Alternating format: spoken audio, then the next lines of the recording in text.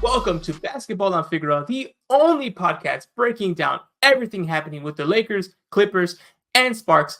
I'm your host, Edwin Garcia, and joining me today is my co-host, Darian Vaziri, aka Dime Dropper. Now, Dime, I had a whole different intro set up for you. And as you know, Woj is gonna Woj.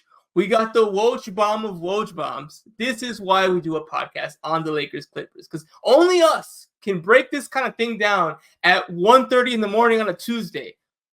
Harden is an LA Clipper. How are you doing? Pretty awful, man. I'm not gonna lie. I am devastated, heartbroken. I'm not even trolling either. Like I'm genuinely heartbroken. James Harden's a Hall of Famer, but growing up in Los Angeles, when the Lakers are we want to be like, as much as Clipper fans despise the Lakers have won championships. So we're aspiring to be something like that, have teams like the Lakers have had in the past. And the example that I had was Kobe. He said a certain way of doing things. And then I have my uncles who were like, came into raised in the 80s and 90s playing basketball. So just a different mentality. And there are certain things that I just feel are unacceptable as a star competitively in any leadership kind of form on the basketball court. And I think James Harden, as great as he was at his peak, I think that he has nobody but himself to blame, as well as bad luck for not winning chips. But you remember when Kobe said that his style with D'Antoni was not going to win a championship. I agreed then. I agree now. The thing is, I think Harden as a third option in Brooklyn looked pretty good. I think Harden, Kawhi, and Paul George is actually a decent combination. The thing is, though, is the Westbrook factor. We have gotten a good Westbrook. That was the reason why I didn't want this move. This has kind of become a Westbrook-led team. He's our vocal leader. He's our floor general. And I like the distribution so far this season. Everybody's getting into it. The ball is not sticking. James Harden just does things that I don't like, as somebody who coaches at a middle school level and played like growing up, like there's just certain things. I don't like playing with the dude that's always pounding the rock. Like no matter how good you are, James Harden, he's not LeBron James. He's not Kobe. He's not even, to me, Dwayne Wade. He's not a guy that, as great of a ball handler as he is, like, dude, like what you have done, as great as it's been, has not resulted in winning a championship. Now, granted, he's the third option again, just like he was in Brooklyn. As I said, my question is the Russ thing. We've made this whole, we want to play faster this year, and we have played faster this year. And I think Harden, he could be a good trigger man on the fast break, but I don't think he really wants to push the ball that much, get up and down like that. He hasn't played in a fast-paced offense for a while, and we just lost our power forwards, basically all of them. Nico Batum and Robert Covington, who have gotten off to a really great start defensively this season. If you watch the game against the Spurs, Rocco did an amazing job on Wemby, and Nico's been great defensively this season. So I'm devastated at the simple fact that I also, like, let's be honest, there is emotion when we're talking fandom here. And there's just some players that everybody just has that player that they don't like watching play. For me, it's James Harden, and now he's on my team. We have a super team, Edwin. This is the first Clippers super team of all time. Oh my God, what a bomb. The Clippers are a super team. I gotta find a way to make that an angle there. The Clippers are a super team? But are they not? I would say, what's the super part? Kawhi and PG are pretty good. To me, I don't have a definition, but I say, like art, I know it when I see it.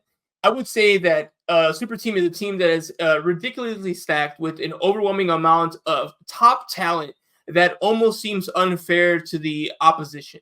And I wouldn't quite call the Clippers that, because I think there's a certain time when that would be true with these players, but this is not that time. I would say Kawhi is still extremely lethal. Paul George is extremely lethal. Russell Westbrook is definitely in a much more limited role, and I think even James Harden is as well. So I think if you took those guys all in their prime, yeah, for sure, that's super team. I think at this point, they're a team that can be really good with a couple of all-stars and a couple borderline all-stars. So it would have to be everyone to be a super team. To me, this team, you'd have to get the best version of all four at the same time consistently, and I just don't think we'll get to that level. But as you know, I was hoping for the Harden thing.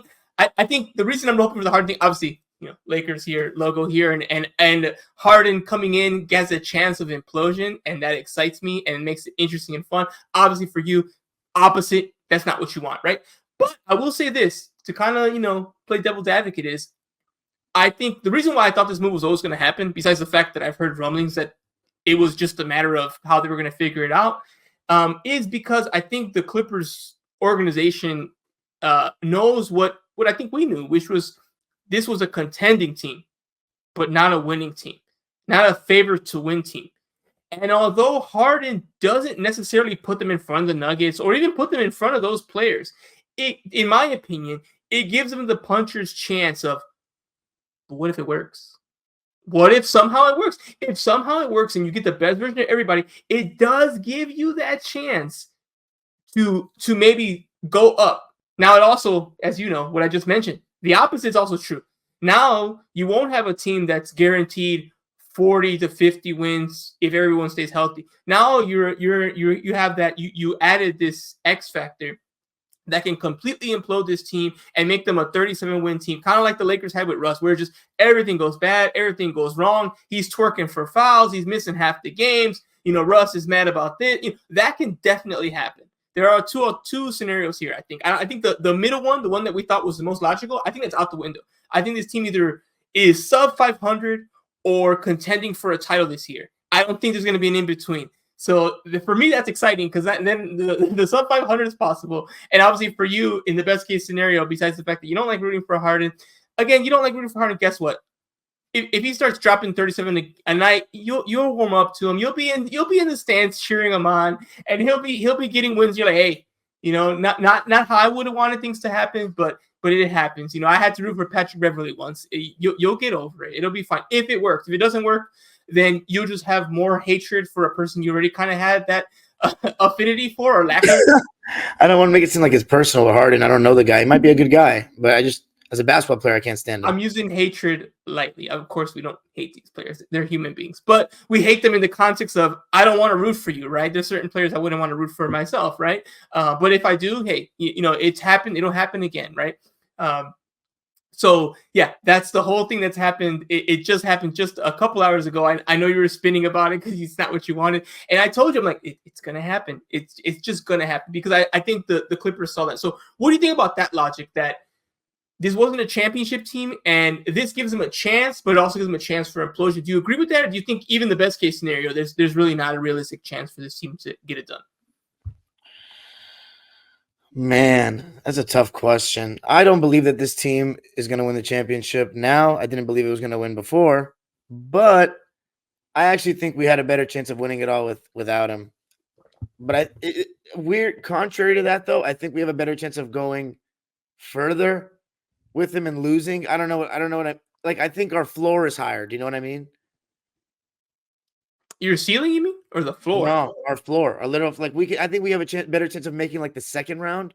But I'm saying to win it all, I think this is just a weird mix. I really like what we were doing. I just don't think this is what we needed. If we needed to tweak something, I wanted to give it like 10 games. But I love the way our defense was looking. We're swarming around. I know we were playing weak teams, but we destroyed them.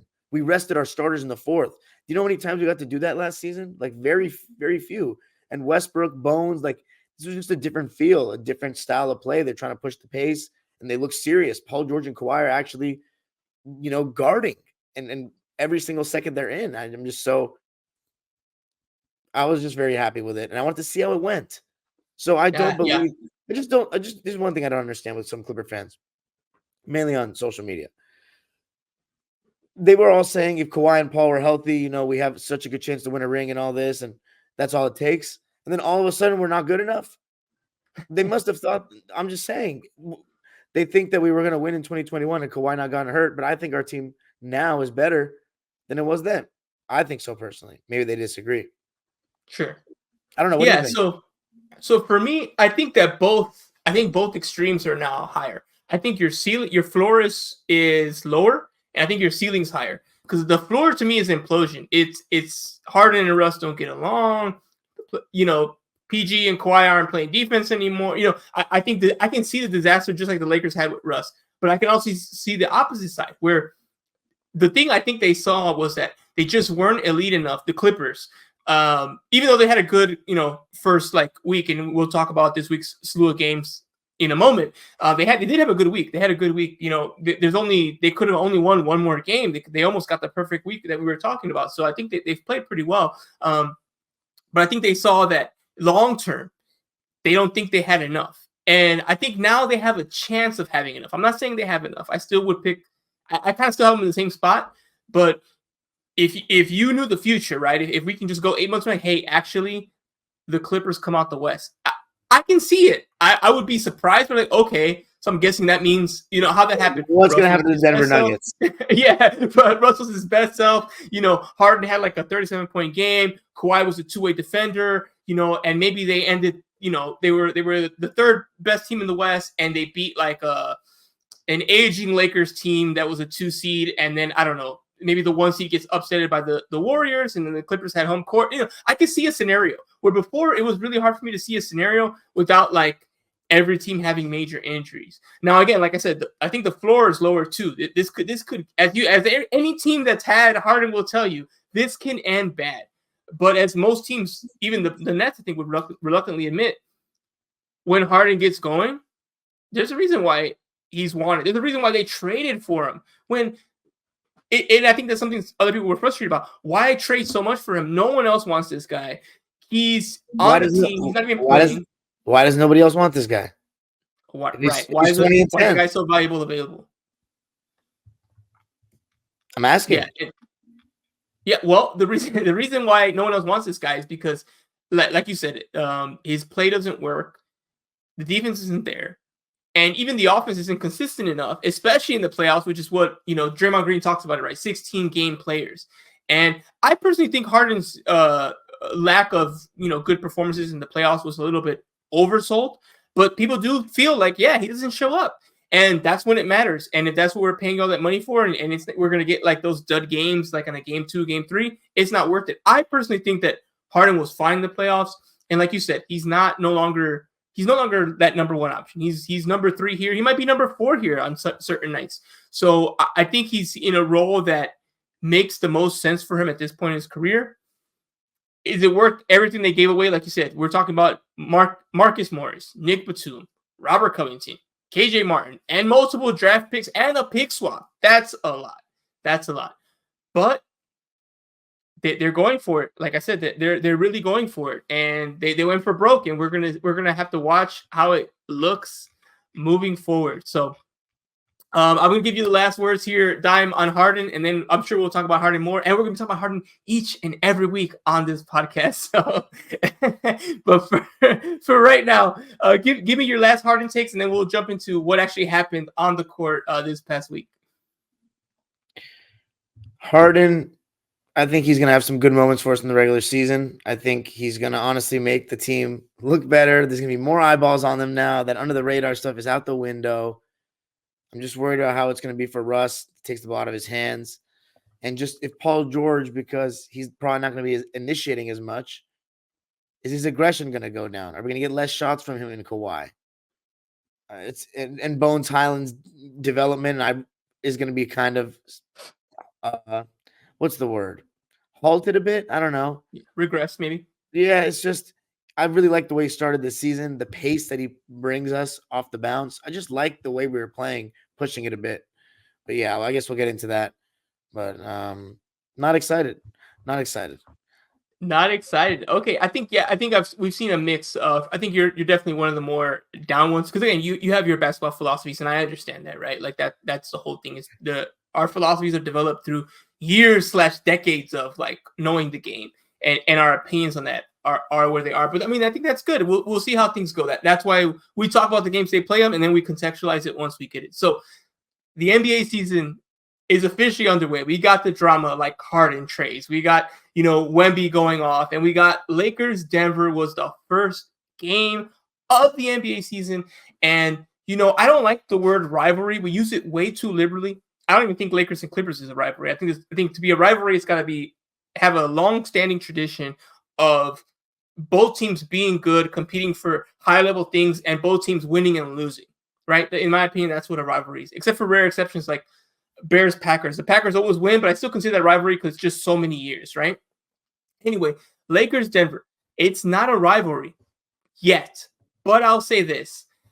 The Denver Nuggets clearly don't like the Los Angeles Lakers, and their fans made it known. They made it known. They were loud about. I honestly think obviously the championship was the main thing, but I think the fact they beat the Lakers, that meant something to that fan base. And it makes sense when you look at the history of the Denver Nuggets, go as far back as you can, you'll see that the Lakers were often the team they faced that knocked them out whenever they had a good team, including those Carmelo Anthony Denver Nuggets squads. And they didn't; those fans didn't forget that. And they reminded Laker Nation during the Western Conference run. They reminded them at their championship ceremony, and they reminded them again for an opening night game. Maybe it's because I haven't watched NBA basketball for a while, but Dime, when I watched that game, I'm like, this is intense. AD dunked the ball on the first play. LeBron James dove into a scorer's table on the tip-off of the first game of the season. Why are you doing that? Why is he doing that? Because he had the energy. He's like, yo, I want to take it to these guys. And I was like, whoa. I'm like, don't do that. Don't get injured on the opening tip of the NBA season because you don't like Denver Nuggets. And Denver brought the same energy. Jamal Murray was barking at the refs during early calls. Like, you could feel the energy was just bursting. And that was after they won. They just got a ring. They just put up a banner. Most teams are lackadaisical that opening night when they got all that glory, right? It's hard to kind of get the edge because you're celebrating. That was not true for Denver. And the night ended with Denver just outclassing the Lakers. Clearly, they are ready. They're playing amazing. And before I kick it to you, Dime, got to give them credit. Again, with my beef with Denver's fans, the 8 of them that are there, is they pretend they don't hate the Lakers. And then what's they do when the game's over? Who's your daddy chance? So again, it's okay. Talk smack. You deserve it. You earned the right. You won the game straight up. But when we mention that you're talking smack, don't be like, oh, what are you talking about? We're not talking about you. I'm like, you are talking about us because you're chanting who's your daddy for like 2 minutes at the end of the game. But it was all all's fair in war and war. What were your thoughts and your takeaways from that opening night game? My takeaways were that my stance hasn't changed. I don't think that with the Lakers' new additions, that really moves the needle against Denver. I think Denver's just too good of a team right now in the West. To me, my conclusion was that they are a significant gap higher than everybody else in the West. There's a significant gap between them and everyone else to me. There's just a perfect blend, an amazing starting 5. They got some great defenders in there. The best player in the NBA. He complements Jamal Murray perfectly because it's a guard and a big. You can run in pick and rolls. And their pick and pop, pick and roll combination is the best in the league. And they have movement in their offense. Like, it's just really hard to guard them. They have a way they play, and you got to get with it or get out. And I think Denver just showed me that they're still very good. Sorry, Laker fans. And it's for everybody else, honestly. It's not just Laker fans. I just think Denver's an amazing team. Yeah, I think people forget that it wasn't the entire NBA competed for that title and the Denver Nuggets won. It feels like everyone forgot about that. It's like, oh, just pick on the Lakers didn't make the fight. They beat Miami. Anyway, we already know why we talked about, the history between those two teams. And yeah, it's not a rivalry in terms of, do I think it'll be long-standing? No, but for this year, every one of those games is going to be like, let's check it out. Let's see what happens. Now, going to the next day, the following day, we had Blazers. Clippers started the season off on the right foot. They won the game. And I think they won, pretty much in convincing fashion, in my opinion. You got 27 points from Paul George, 23 from Kawhi, 20 from Zoo. You got a pretty good Russ game, 5 for 8 from the field. And then you had I think Bones Highland had like 17 points. So, Dime, why don't you tell me a little bit more about that game? Because to me, I think they came out and they kind of showed they're a top team, and the Trailblazers are kind of a team that, in limbo now that, Dame's gone. Yeah, I was at that game. Really fun game to be at. You can check out the vlog on my channel. Great atmosphere in the building. But the Clippers, I love how serious they were. They came out and clamped this young team. Scoot Henderson. Russell Westbrook really gave him a welcome to the NBA game. wasn't a welcome to the NBA moment. It was a welcome to the NBA game. He was constantly blowing by him, drawing two defenders, making plays. And as you said, Paul George and Kawhi were awesome, aggressive. It started on the defensive end. And I love to see that. And they took care of business, were able to rest their starters in the fourth.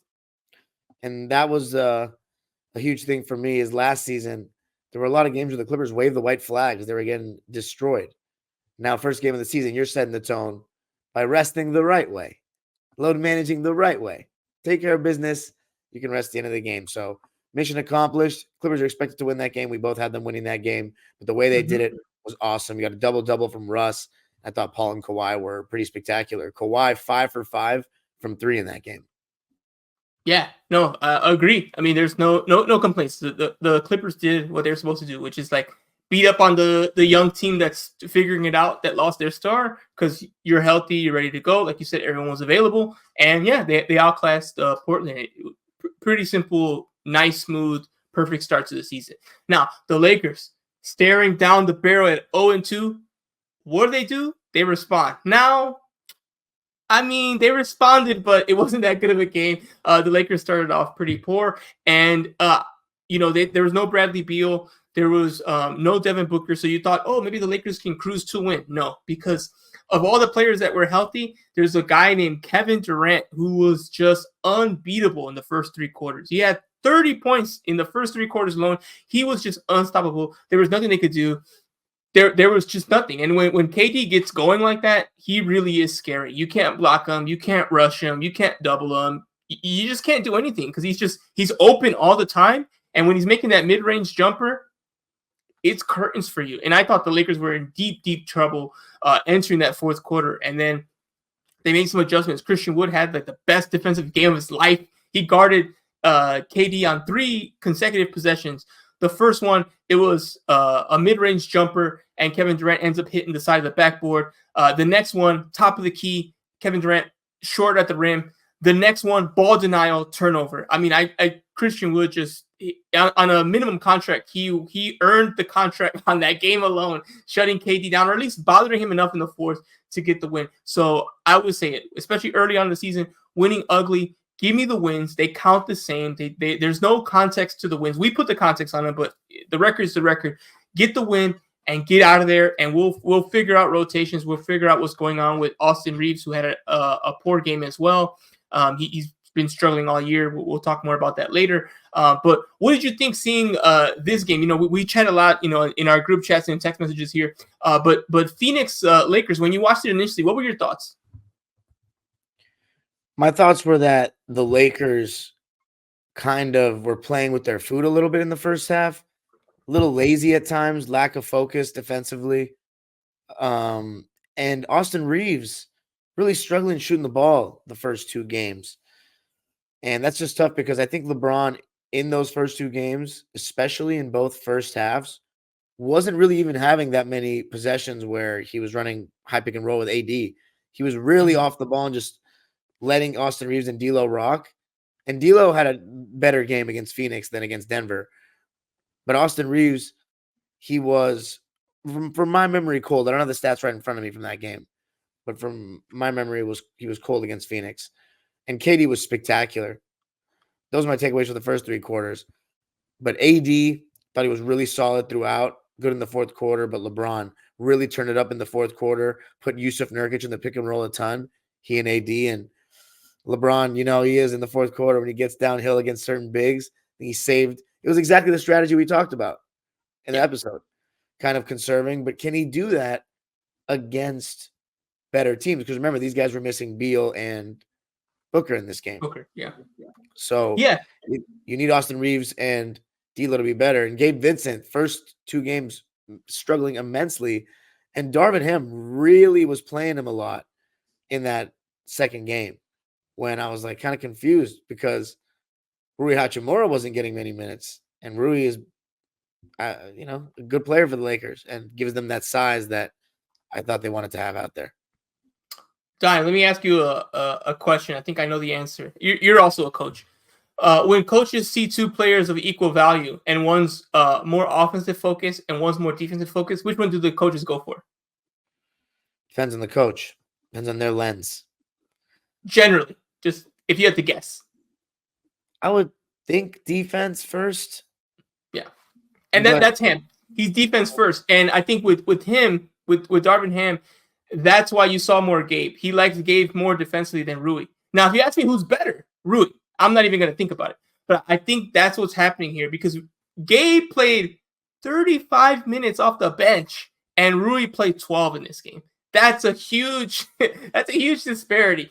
But if you look at, again, I'm not the biggest plus minus advocate. I think that stat is very flawed and it can be easily manipulated, right?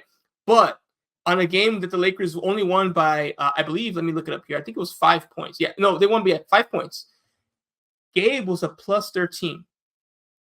So you start thinking, how was he a plus 13 when he only scored 7 points? He was very poor on his shooting, 3 for 10, but he played 35 minutes. And the reason why was, one, he was on the floor in the fourth when they made that big run, so that's a lot of it. And two, his production was not scoring; it was defensively. He did a really good job defensively. Ham trusted him and he rolled with him versus Rui, who he was shooting fine, but he didn't get that much run. And the one problem I have with Rui, he's a little slow-footed on the wings a little bit every now and then. And he's worked on that. He's gotten better. He's much more engaged defensively here than he was in Washington, but he's still a little bit slow. And I think when especially early on and in a game where they're trying to rally, what do they need? They needed AD pick and roll with LeBron, and then we need people who can defend on the other side because we have to stop these runs, right? So I think that's why he went with Gabe more and said, look, I know I'm going to get good defense from you. I don't need Rui's offense. I need LeBron and AD's offense. So Rui, you're sitting this one out, and we're going to roll with it this way. So that's what I think my opinion on his logic for. Now, I'm not saying that's the right way to go or the long-term solution, but I think that's what he saw. And Ham has always stressed defense first. And I know a lot of coaches do, and then you're like, okay, whatever. But when you see his words and his actions and they line up, you're like, okay, so you're actually not just saying that.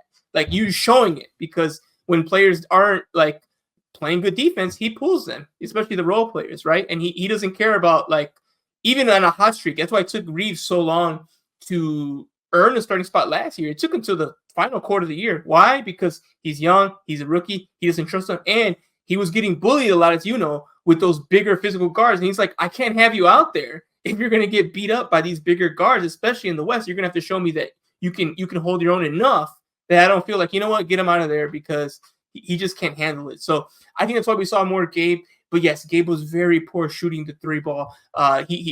Tonight was his first, which we'll get to later. It was his first converted three. He was 0 for 11 in 3-point shots, and you didn't bring him in to be a defensive specialist. You brought him in to be a 3-point shooter. So it's kind of rough that your 3-point shooter is 0 for 11 in 3 games. But again, it's early. These are very small sample sizes. I think I think Gabe's going to be just fine. But he did get a lot of run for a guy who, when you look at the stat sheet, you're like, why did he play 35 minutes when he was so bad from three? Now, I don't know if it's my favorite game, but it was my favorite at the time. We got Clippers Jazz here. It was the first loss. It ended the Coach Carter 3-0 dreams and hopes. I'm going to actually let you kind of lead the way here. And then I'll chime in at the end because that's what really got NBA Twitter kind of in a frenzy with those final plays. So tell me about the 2-point win by Utah against the Clippers. What happened there in that game? I think the Clippers' defensive intensity to begin the game was not at the same level it was against Portland. And Utah runs a pretty creative offense, I'm not going to lie, as much as I hate to say it. And using Larry Markkinen coming off of screens like he's a shooting guard, it's really interesting because the way he's improved the last couple of years is really amazing to me.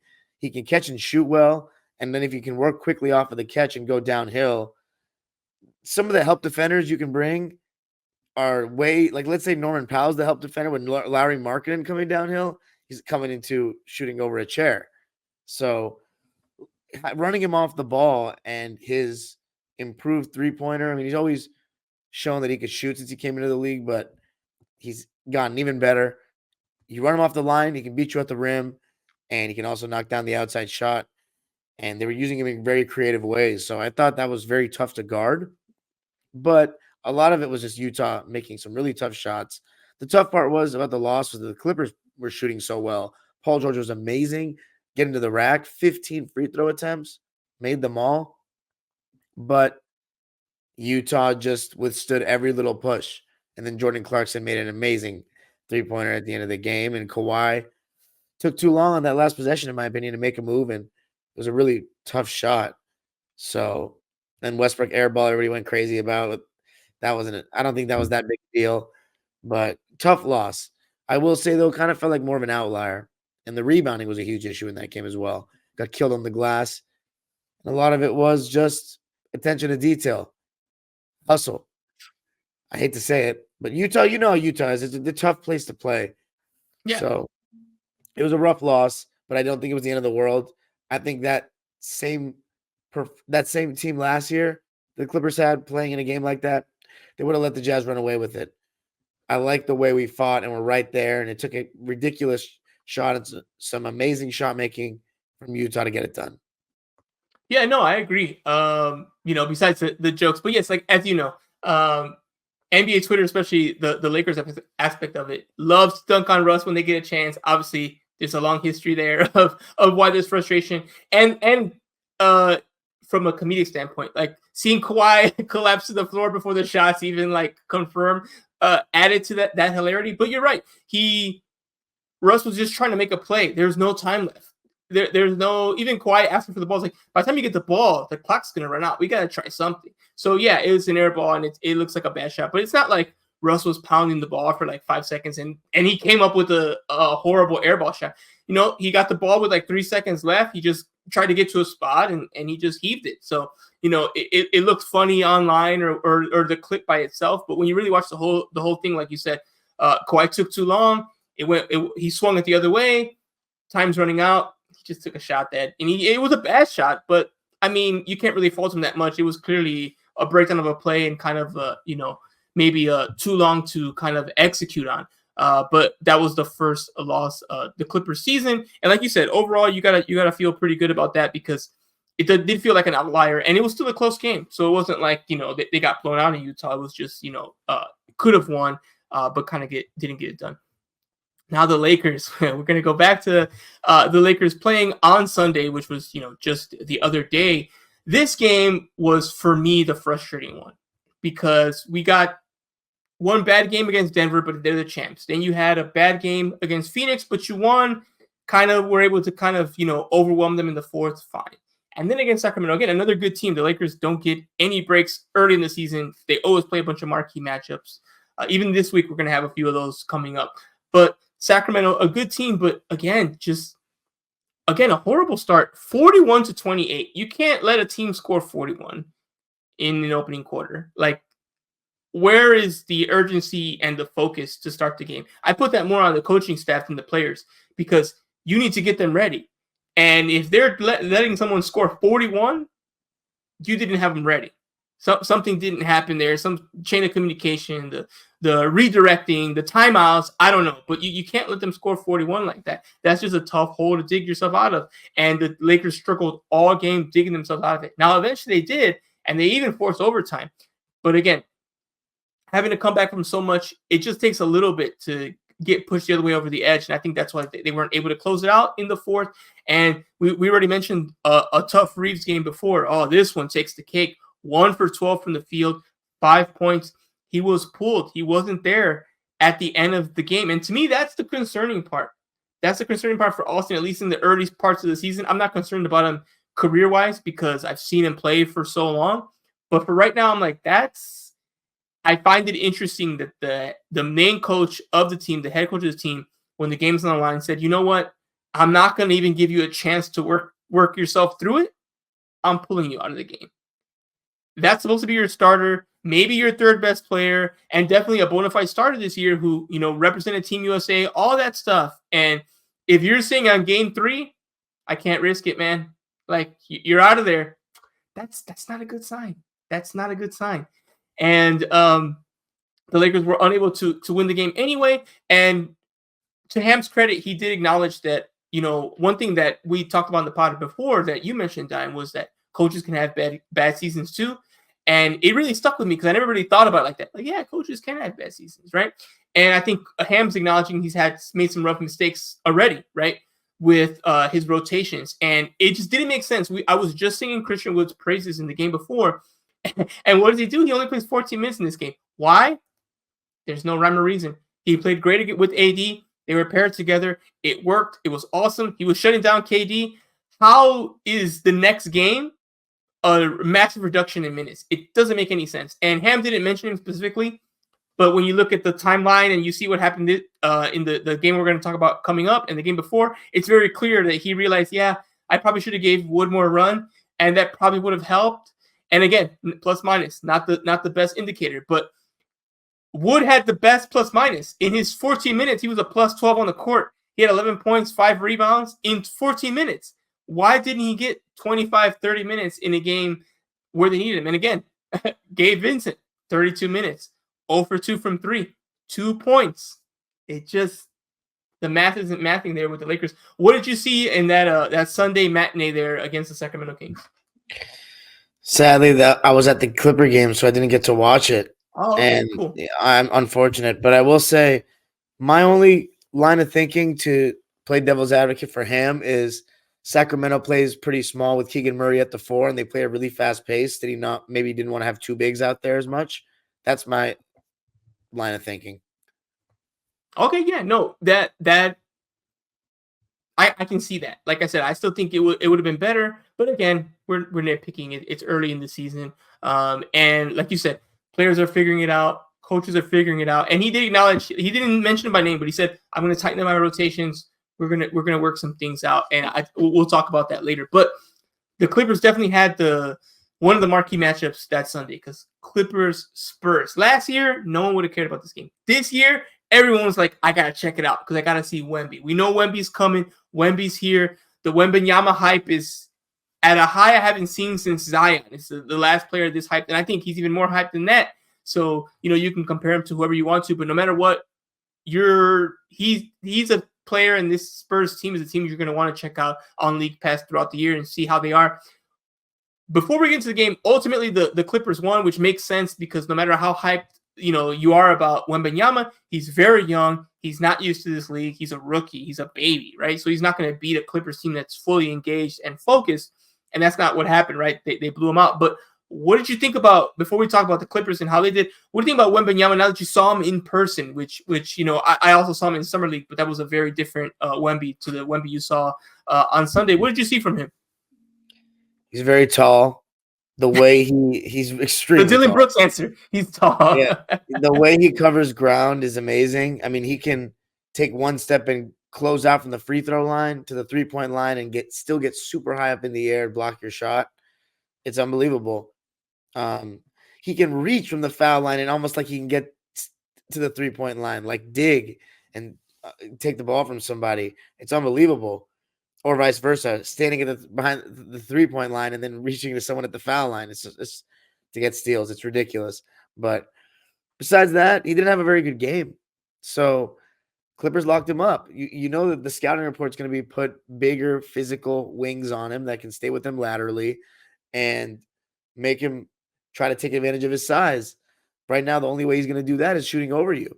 He's not going to bang in the post with those guys, even though it seems like he has skills in the post, but can he do it against the NBA strength, the athletes? That remains to be seen. I think obviously he's young. He can develop that, but right now, Robert Covington no longer on the team. Nico Batum no longer on the team. This is an amazing job on him. Oh God. Yeah, you're right about Wemby. He's very young. It's gonna take him like 3 or 4 years to really get it. Because he's got to put on muscle, he's got to put on the weight, he's got to deal with the physicality, and let alone the pressure. Right now, there's not much pressure. It's like, hey, do your thing. It's amazing what you're doing, right? That's going to get old in a year or two, and then he's going to have to deal with, I got to come out of the West, and there's going to be teams like the Clippers and like the Lakers and like the Kings are going to be good. I'm guessing the Denver will still be good in 2 or 3 years, unless, Joker requests a trade or something. So, I mean, can you imagine Joker on this guy? He's going to just eat him up, so, and like you said, the physicality is an issue for him. And he's still kind of like, he's a very timid person, and he's also coming out as a timid player. And that's not what you want from your star. That's not going to work long-term. I mean, Jimmy Butler he'd probably cut him in half, if he really wanted to, that's the kind of stuff he's going to have to learn. which of course I have supreme confidence Wemby's going to get that together. That's just stuff that comes with time. But for right now, the Clippers walked them out the gym. They blew them out, and it was easy pickings for them, which makes sense. Now, getting to the final game, which was tonight's Lakers Orlando game here in Los Angeles. Lakers took care of business. What was the game like? I was there in person. I was actually covering it for Silver Screen and Roll, and I was there covering the game.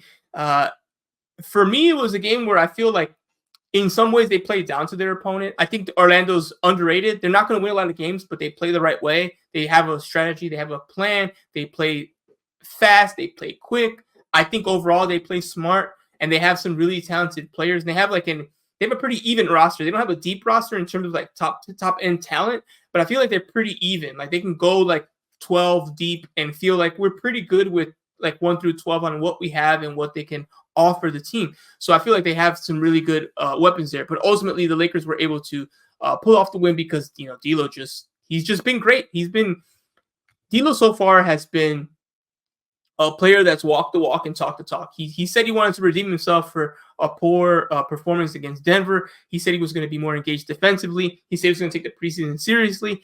And he's done all of that and more. And as the regular season has started, it wasn't just, talk. He's backed it up with his play. Overall, he's been pretty good. He had a bad game against Denver, but who didn't, right? But he's played well. And tonight, amazing. 10 for 14 from the field, 28 points. He had a dunk. That dunk was, as you know, Dime, there's a lot of rules with like covering sports. You're not supposed to really react. I saw a couple people in the press. I won't name the names, but they were like, "What? Like, what was that?" Because he got up there, and you. When I watched it, it was just like, is he actually like? He kept going, and it was like, is he about to dunk the ball? Like that was ridiculous. He dunked the ball. He hit a bunch of clutch threes in the fourth quarter to help the team win. I mean, he was just like, if that wasn't a good D'Lo game, there is no such thing as a good D'Lo game because he did everything. He was sensational. And LeBron, again, LeBron was LeBron. He scored the team's first 8 points in the fourth quarter when it was a 1-point game. That's who LeBron is. Like, again, it's been 21 years now. At this point, you should probably know. And, he may not be dunking the ball as much, but you can't stop him from getting within 2 feet of the rim. Like, I have not seen anyone consistently shut him down from doing that. He's going to get there. He might not convert, but he's going to get there, and there's nothing you can do about it. And especially with the AD pick and roll, like you mentioned in the Phoenix game, they spammed the AD LeBron pick and roll here a bunch. He even hit a couple threes that were huge. What'd you see here from this game that just happened tonight with the Lakers in Orlando? I think Orlando actually. You said they're not going to win a lot of games. They might win games. I actually. I think they'll be a play-in team. Now I don't know how many wins they'll be, but yeah. Okay, then I agree with you. But their athleticism at every position in that starting lineup is pretty impressive. They're not a very good shooting team, but Franz Wagner, Paolo Banchero, great young players. Wendell Carter's athletic, and then the player I was very impressed by was Jalen Suggs. I mean, I got to watch him a little bit at Gonzaga, but I'd never seen him play that well in an NBA game to this point. And defensively, I thought he was amazing, tenacious, really getting into guys, and really strong as well, working hard. And I think the Magic for the first 2 or 3 quarters were first to loose balls, just more attentive. And it felt a lot like the Phoenix game in ways, with the way the Lakers were in the first half. And then they kind of just turned up in the second half, or mainly the fourth quarter, just kept it within striking distance. But Anthony Davis, I think, was the standout, man. I mean, the way he affects the game on both ends, I thought he was catching the ball much deeper today, like on the block, right? Because we know AD's jumper, like it's declined. It really it has. But if he catches the ball on the block way more, I think he's going to score a lot more. I know that sounds crazy to say a lot more, but I really do think he can, because you do that work off the ball, catch the ball over there. AD's a menace. He's very hard to guard down there. Menace, but 6 feet and in. So that plus the rim protection, what he's doing, he basically bails guards out when they die on screens or don't do a good enough job at the point of attack. And I think Lakers had some possessions in this one where they weren't great at it, but AD, he cleans everything up. And that last possession defensively where Jalen Suggs tried to drive at him, stayed up vertically, didn't foul without fouling. I mean, best defender in the NBA for me. So Thank just a you. great performance by AD, and then LeBron. You can clearly tell he didn't have the legs in this one like that, shooting a lot of threes. But in the fourth quarter, it was his best quarter, and that's important. Yeah, and I think I say the same thing. Anthony Davis is the best defender in the league. I don't think it's really close. And I think the one thing people who don't watch the Lakers consistently fail to realize, or whatever, they have an AD agenda. I'm like, on the defense side of the ball, there's a couple things. When we talk about rim protection, he doesn't just protect the rim because he gets rebounds. He doesn't just protect the rim because he gets blocks. He protects the rim because he discourages players from even taking shots. And that's the thing that there were so many times today, and I could, and that might be a good idea for an article for me to do. There's been so many times where a player has the lane open and they see AD and opt to kick it back out or opt to not shoot it, or they miss the shot because they were worried about getting blocked. You saw that so many times again against the Warriors. You saw something. There was one play where Curry pump faked and AD wasn't there yet, but he was coming, and it's like, oh, you hear the footsteps, like you're worried about him. And he wasn't even there. He was like near the free throw line. And Curry did one of these because he's like, I thought he was coming off the screen, And that's the kind of impact AD has. It's not just the fact that, he's a pterodactyl down there and he can block the ball. He'll make you just not want to even shoot the ball because you're worried about his reach and he's close enough. And that happened a lot tonight, especially in that fourth quarter. There was a lot of that going on. Where's AD? Where's he going? Is he going to be able to block this? Where can I go? Where can I get? I need some space. And Orlando struggled with that, especially in that fourth quarter, and that's why the Lakers were able to kind of suffocate them and still get the win, even though, if you watch the whole game, you might be like, oh, Orlando played a little bit better. And they probably did. But again, the fourth quarter, it's still Bron, it's still AD. And then D'Lo just kept, every time the Magic hit a three, D'Lo hit a three. And I was like, okay, so I guess we're going to take this one. And sure enough, like you said, great defensive stop. The play before as well, AD had a defensive stop and Christian Wood had the rebound in the possession right before. That was that defensive possession. So again, that's what we're talking about when we talk about rim protection and why we think AD is the best defender in the league and why he's probably an underrated defender because he's never won Defensive Player of the Year. So it's kind of weird that that's happened. But that's where things are. All right, so let's go into just the final part, which is a little bit weird now because of the Harden thing, but we talk about not overreacting after these first week of games. Obviously, the Clippers, you're probably going to have to think, long and hard about where things are. But I think 2-1. I mean, I think you'll take that going into week 2. No. I mean, yeah, I think it's a big game against Orlando on Tuesday, but I don't even know what to think anymore. Now we don't have Robert Covington and Nicholas Batum against the team with some big forwards in Franz Wagner and Paolo Banchero. So still no Terrence Mann. It's going to be tough. No KJ Martin. I don't even know what to expect. So yeah, I don't know how to feel. Yeah, the Lakers had the same situation last season when they made all those big trades. Like, okay, but those players won't clear from the medical thing for like another 48 hours. And guess what? We have a game. So we had one of those games where like Max Christie played a lot and our G Leaguers had to kind of like, hey, we're going to lose this one too because like half our roster left and the new half it's not. They're literally packing their bags as we speak. So that might happen with the Clippers here against the Magic. But also the Magic are coming off the back-to-back. So that kind of helps balance that out. They're young, but I mean, back-to-back still a back-to-back. And it was after a loss. So, that might factor in there and be in the Clippers' favor. And the main stars for the Clippers are still intact. These are obviously their key role players, but you still got Kawhi, you still got PG, you still got Russ. And you're resting while the other team isn't.